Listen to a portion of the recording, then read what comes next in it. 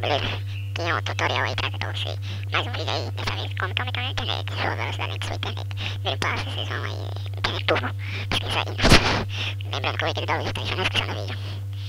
Pronto, aqui, aqui, sei lá. E baixar esse instalador. Eu não vou baixar porque já tem, depois que vocês baixarem instalar tudo direitinho. Vocês vão lá, executar ele como administrador.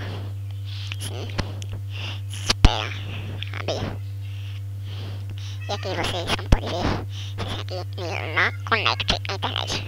Se der speed load not, vai começar a aumentar a internet. Só ver vocês a internet, eu não posso aqui, vai demorar um pouco. Voltei aqui, terminou aqui, vocês cliquem em nome. Lembrando que não pode fechar ele, cara, porque senão não vai funcionar em nada. Então, vocês vão ter que deixar ele aberto. Vamos agora testar. Ver a página do Google, e aí? E funcionou. É isso aí, pessoal, espero que vocês tenham gostado do vídeo. E se funcionou, você deixa lá nos comentários. Se não funcionou, eu vou ensinar. Ou eu volto o vídeo lá ensinar pra vocês. Valeu, pessoal.